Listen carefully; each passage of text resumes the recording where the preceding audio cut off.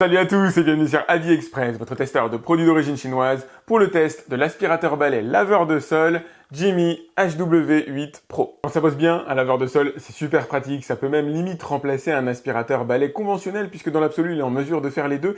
Il va ramasser les poussières, la plupart des saletés qui se trouvent sur le sol et en même temps laver ou en tout cas libérer le sol des particules les plus fines de poussière et pourquoi pas détacher, c'est ce que je vais essayer de voir à l'intérieur de cette vidéo. Un beau bébé qui pèse 5 kg mais le poids vous ne le ressentirez pas car le centre de gravité est quand même largement dirigé vers le sol.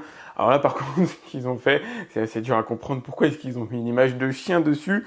Voilà, c'est original, mais ça se retire. Le balai mesure environ 80 cm d'eau, il est parfaitement adapté pour un adulte en matière de taille. Détaillons les différents compartiments. Ici, vous avez l'écran qui vous donnera des informations sur le niveau d'autonomie restante.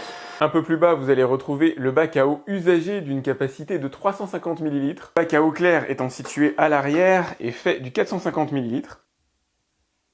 Et bien sûr, sur la partie basse, vous allez trouver le rouleau qui va être en contact avec le sol et le système de projection d'eau. La partie protection ici étant évidemment détachable pour pouvoir avoir accès au rouleau, l'enlever et le laisser sécher. Ça, c'est super important pour éviter les moisissures. Le rouleau en lui-même se retire en tirant sur cette petite patte. C'est ultra simple et surtout, il y a deux rouleaux qui sont fournis avec le package. Je vous explique rapidement le concept de fonctionnement. L'eau est pulvérisée en appuyant sur la petite gâchette qui se trouve en haut de l'aspirateur par cet endroit-là.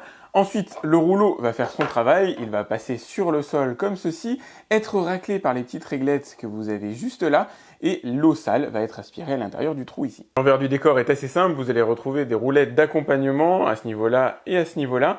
Vous allez retrouver les petites réglettes en caoutchouc qui vont permettre d'assurer l'étanchéité, en tout cas que l'eau sale ne puisse jamais passer au travers des mailles du filet. L'envers du décor est assez simple à comprendre, vous allez retrouver bien sûr des petites roulettes caoutchoutées pour accompagner le mouvement de l'aspirateur, en tout cas du laveur, et vous allez retrouver ici la fameuse petite réglette en caoutchouc qui va faire en sorte que jamais l'eau ne puisse passer au travers des mailles du filet, puisque l'eau défile dans ce sens-là, elle sera prisonnière ici de la petite réglette et sera aspirée par l'espace que vous avez juste ici. Je ne sais pas si ça se voit bien à la caméra, mais la petite buse aplatie juste ici indique que le jet d'eau va vraisemblablement être donné en longueur pour avoir à peu près l'équivalent de la taille de la brosse qui est ici. Côté cool, la batterie de 3000 mAh est amovible. Vous allez pouvoir la sortir et la remplacer par une seconde, doublant, triplant l'autonomie que vous voulez avoir, l'autonomie théorique étant de 25 minutes pour la puissance maximale et 35 minutes en puissance minimale. Dernière zone que nous n'avons pas encore étudiée ensemble, ici vous avez la poignée de commande, la gâchette qui va permettre de distribuer l'eau. Sur la face avant, le bouton d'allumage de l'aspirateur et de réglage des niveaux de puissance 1 et 2. Moteur de 300 watts à l'intérieur, 15 kPa de dépression, ça c'est pour la partie technique. Ce qui va être intéressant, c'est la partie pratique et c'est maintenant. Bon allez c'est parti, première chose à faire, remplir le bac à eau, ça devrait pas être difficile, je vais pas mettre de détergent pour l'instant. Je vais le laisser tranquille, je suis pas certain qu'il soit fait réellement pour fonctionner avec du détergent. De toute façon, il est censé marcher sans. Allez, pour le fun, je vous montre juste la petite valve qu'il faut remettre dessus. Allez, petit test juste pour voir déjà si l'eau sort bien. J'allume l'aspirateur.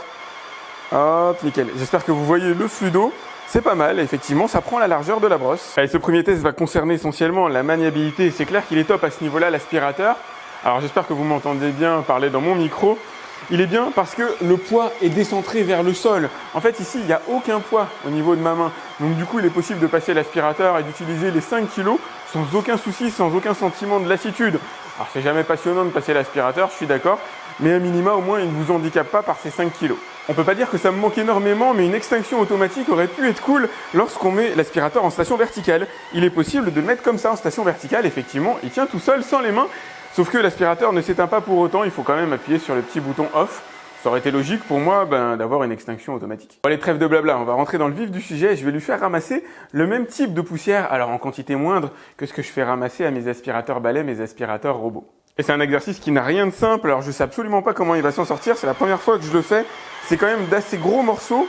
Je vais le mettre en puissance max, pulvériser un petit peu d'eau, et on va voir comment il s'en sort. En 2 passages, il retire à peu près tout. Ouais, c'est pas mal. Alors là, c'est pas de la saleté incrustée, hein, c'est vraiment de la saleté de surface.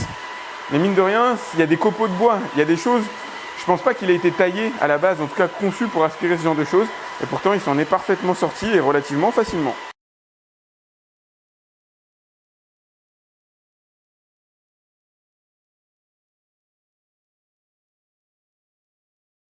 Allez, voilà un test qui n'a rien de facile. La sauce soja, j'ai intérêt à me dépêcher parce que je crois pas que mon carrelage et de protection particulière sur ce sujet-là.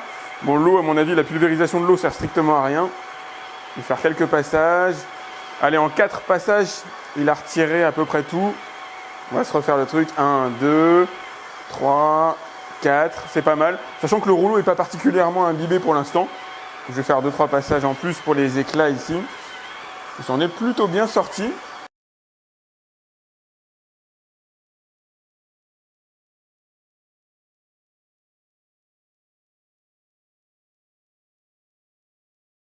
Test soft, comprenez, pas trop difficile, mais réaliste. Le coca a renversé sur le sol. Et c'est réaliste, c'est le moins qu'on puisse dire.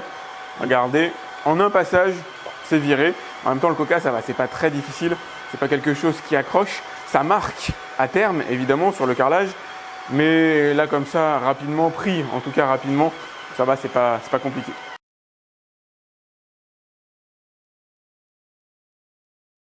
Alors là, ça va être chaud. Je vais essayer de lui faire avaler l'œuf avec la coquille. J'ai des doutes, j'ai de gros doutes, mais bon, on sait jamais, faut y croire. Alors, il va avaler l'œuf, ça c'est sûr, mais pas la coquille. C'est marrant d'ailleurs, il est en mesure de séparer l'œuf de la coquille. C'est assez original. Regardez, la coquille est toujours là. D'ailleurs, c'est pas bête, même si je pense pas que ça a été fait exprès, ne pas avaler la coquille peut éviter d'endommager le système. Et là, c'est un peu comme s'il avait fait une espèce de tri sélectif. Donc c'est cool, il a ramassé vraiment ce qui est embêtant finalement, c'est l'œuf. Et la coquille, on peut toujours la ramasser à la main assez facilement. Allez, je vous ai gardé le meilleur pour la fin. C'est probablement le test le plus difficile de la mayonnaise corps gras. En règle générale, c'est quand même assez costaud. Ça risque de se prendre sur la rotative. Et c'est la rotative qui va être dégoûtante. Ah, il s'en sort bien. En deux passages, il retire la partie visible. Alors après, il y a peut-être encore du gras sur le carrelage, mais c'est invisible. Et voilà, ça y est, l'aspirateur est rempli. Il est rempli d'eau sale. Vous avez un petit indicateur ici qui bip et vous indique que tout simplement le bac à eau sale est arrivé à saturation. Et je pense que ça se voit. Ouais, quand vous voyez un truc comme ça, vous savez qu'il a bien bossé. Mais c'est sûr, c'est pas rassurant sur l'état de la maison. Bon là, j'avoue que j'ai quand même pas mal forcé le trait. D'ailleurs, ce qui peut être intéressant, c'est de faire le point sur l'état de la brosse. Et elle a effectivement légèrement marronné, mais par rapport à ce que je lui ai fait avaler, souvenez-vous notamment la sauce soja qui aurait dû lui donner une teinte véritablement marron, la brosse a gardé quand même, on va dire, un état relativement propre. Elle s'auto-nettoie lorsqu'elle passe à l'intérieur des systèmes qui vont venir capter l'eau sale. Allez, je résiste pas à vous montrer le contenu du bac, ça va être joyeux. Voilà, c'est magnifique. Il y a même des coquilles d'œufs, comme vous pouvez le voir, qui restent un petit peu encore à l'intérieur, qui ont quand même été avalées. Alors le nettoyage se fait à l'eau, basiquement. En ce qui me concerne, il n'y a pas de prise de tête, je suis habitué à ce genre d'aspirateur, puisque j'en utilise chez moi. Ça se nettoie en une fraction de seconde. L'important, c'est surtout de ne pas laisser macérer longtemps. Et d'ailleurs, tout se nettoie à l'eau, sans prise de tête. Il manque par contre par rapport aux versions plus haut de gamme que j'ai pu tester chez Tinko par exemple, c'est un système auto-nettoyant pour la brosse. Alors elle s'auto-nettoie à mesure qu'elle progresse à l'intérieur de votre domicile, ça c'est normal. Mais chez Tinko, j'avoue, on peut le reposer sur le socle et avoir la brosse qui se nettoie toute seule. Et ça, j'avoue, c'est cool. Là, il va falloir la nettoyer à la main. Après, pour le nettoyage, perso, je me prends pas trop la tête. Il va falloir y aller à la cool comme ça. C'est très sensuel. Voilà. Et il va surtout falloir bien la laisser sécher.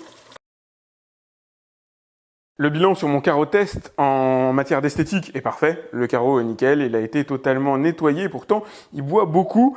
À mon avis, ce qui va rester essentiellement, ça se sent un peu la chaussure, c'est des corps gras, probablement, vraisemblablement liés à la mayonnaise. Donc il y a des limites, évidemment, ça peut pas tout faire. C'est un complément, je pense, au nettoyage quotidien, mais ça remplace pas à un moment donné d'aller briquer si jamais vous avez des saletés vraiment costauds dessus. Il y a un peu de nettoyage à faire de temps en temps sur la structure du balai, c'est pas anormal. C'est la même chose sur les balais des autres marques, mais surtout, rappelez-vous que là, j'ai testé des trucs super costauds. Comme je vous dis, la mayonnaise, l'œuf, c'est un peu logique qu'à un moment donné, ça laisse quelques traces. Sur un nettoyage quotidien, voilà, il n'y aura pas besoin, à mon avis, d'y passer grand-chose, à part un petit sopalin, un petit chiffon. J'ai pas beaucoup de saleté incrustée en ce moment. Chez moi, on a fait un ravalement du carrelage avec ma femme, mais il y en a une qui est visible. Donc le ravalement, on l'a fait jusqu'ici à peu près. Et là, vous pouvez voir le carrelage tel qu'il était, on va dire, à l'état natif. Et j'ai fait un petit test. Je me suis amusé à laisser l'aspirateur comme ça frotter un peu sur le carrelage. Et croyez-moi, c'est extrêmement difficile à enlever. Quand on le laisse frotter un peu, regardez, vous avez une marque claire qui apparaît. Preuve que l'aspirateur est quand même en mesure de gratter le sol. Ça, c'est plutôt sympa. Et croyez-moi, à enlever ça, il faut du produit chimique. Il faut récurer comme un sauvage. Donc là, c'est plutôt rassurant qu'ils soient en mesure de me faire cette trace-là. Après, ça se fait en localisé, hein. Malheureusement, l'aspirateur n'est pas en mesure d'aller briquer de cette manière-là l'intégralité de mon salon. Il faudra y passer sa vie. Une fois que l'aspirateur est fatigué, vous n'avez plus qu'à le remettre sur sa station de charge qui va accueillir aussi le rouleau supplémentaire. La raison pour laquelle je ne mets pas le rouleau supplémentaire à l'intérieur ici, c'est parce que je vais laisser sécher mon rouleau humide directement là. C'est une sécurité supplémentaire pour m'assurer qu'il n'y ait pas de développement bactérien, d'odeur, de moisissure. Dernière chose qu'on n'a pas évoqué ensemble, l'écart par rapport aux plaintes, le balai n'est pas en mesure d'aspirer ou de nettoyer réellement en léchant la plainte ici. Il va y avoir à peu près 1 cm de débattement. C'est une vraie habitude de la part de la marque Jimmy, mais ils nous ont encore concocté un balai, un aspirateur, un laveur de sol vraiment réussi. Et c'est vrai que je suis habitué. Avec leurs aspirateurs, j'en ai testé beaucoup sur ma chaîne et en règle générale, on n'est pas déçu. Et c'est encore le cas avec le HW8 Pro. Écrit à l'intérieur de la fiche produit n'est pas une blague, il est en mesure de ramasser à la fois les poussières et de faire le lavage de sol, de ramasser quand même des choses assez costauds. Ramasser un œuf, mine de rien, c'est quand même du lourd. Ramasser de la mayonnaise, alors il ne le fait pas parfaitement puisqu'il va quand même rester une pellicule grasse sur le sol qu'il va falloir enlever à l'éponge, qu'il va falloir enlever à la main, mais grosso modo, il va retirer à peu près tout ce que vous avez, y compris les saletés incrustées. Si vous avez une vieille tache de confiture, ça peut arriver qu'il traîne sous la table laissée par un enfant, il va parvenir à l'enlever. À force de passage, il ne va pas le faire en un seul passage évidemment. Il est maniable, il est pratique d'utilisation, il a une autonomie qui est assez correcte, poussant à 35 minutes, ce qui est suffisant largement pour faire une bonne centaine de mètres carrés au sol, je veux dire disponible, parce qu'il est difficile quand même de passer sous tous les endroits avec cet aspirateur. Il a quand même une certaine épaisseur, notamment au niveau de la tige ici. La tête, elle, fait un peu moins de 10 cm de haut. Elle devrait permettre de pouvoir passer correctement au moins aux abords des lits, mais elle n'ira pas, à mon avis, en profondeur, d'autant que le balai ne s'allonge pas totalement, ne se met pas totalement à plat. Un débat qui peut être intéressant, c'est l'intérêt de la gâchette par rapport à un système totalement automatisé pour dispenser de l'eau avec la gâchette. Vous allez pouvoir choisir la quantité d'eau sur le sol. Donc du coup, votre bac sale va se remplir moins rapidement et c'est pas utile qu'il se remplisse extrêmement rapidement si votre sol est globalement relativement propre. Vous allez surtout utiliser la gâchette dans les endroits peut-être un peu plus difficiles, les endroits où il faut récurer. Ça permet d'utiliser l'aspirateur plus longtemps sans avoir à vider les bacs, ça c'est cool. Par contre, l'utilisation de la gâchette, c'est un coup de main. Vous pouvez pas rester appuyé comme ça constamment dessus, ça pulvérise de l'eau, parfois un petit peu sur les côtés, et il vaut mieux pulvériser lorsque vous avancez le balai que lorsque vous le reculez, parce que quand vous le reculez après, enfin en tout cas moi, j'ai tendance à aller laver dans un autre endroit, donc s'il a dispensé de l'eau dans un endroit dans lequel vous n'allez pas revenir, voilà, c'est pas pratique, alors qu'avec un système totalement automatisé, vous ne voyez pas l'eau, elle est pulvérisée directement sur le rouleau rotatif, et le tout se passe sans que vous ayez conscience de rien. C'est cool, mais par contre, ça dispense en règle générale beaucoup d'eau, et du coup, le bac à saleté se remplit plus vite. Après, est-ce que le nettoyage est mieux fait ou pas? Il peut y avoir débat, ça peut valoir le coup de faire un comparatif. Ce qui lui manque, à mon avis, c'est la fonction d'auto-nettoyage sur socle. Il a l'auto-nettoyage lorsqu'il est en fonction, évidemment, grâce aux petites raclettes. L'idée, c'est que la brosse rotative ne véhicule pas des saletés partout chez vous, ne fasse pas que déplacer les saletés. Donc les saletés sont bien ramassées sur la brosse elle-même, mais lorsqu'il est sur le socle, lorsqu'il est en train de se charger, d'autres marques comme Tineco proposent un système de nettoyage de la brosse rotative, donc il y a de l'eau qui est pulvérisée, le balai se met en marche tout seul et nettoie sa brosse rotative, ça c'est cool. Maintenant, aucun aspirateur aujourd'hui ne propose de séchage de la brosse rotative, il vous faudra dans tous les cas l'enlever pour la mettre à sécher à côté si vous ne voulez pas voir se développer des bactéries ou des mauvaises odeurs. En synthèse, c'est clairement un bon plan, il fait bien le job. Après, il y a quand même une addition à payer. Je vous ai mis le lien directement dans la description pour aller voir combien il coûte à l'heure actuelle. Addition compensée par le fait que du coup, vous pouvez remplacer un aspirateur balai traditionnel par celui-là qui va à la fois aspirer et laver le sol. Quoi qu'il en soit, si vous avez aimé cette vidéo, n'hésitez pas à la liker, c'est important pour moi. Pensez aussi à vous abonner à ma chaîne, à me laisser un commentaire. Si jamais vous avez des questions, j'essaie de répondre à tous mes abonnés. Et moi, je vous dis à très vite sur AliExpress pour une nouvelle vidéo. Salut!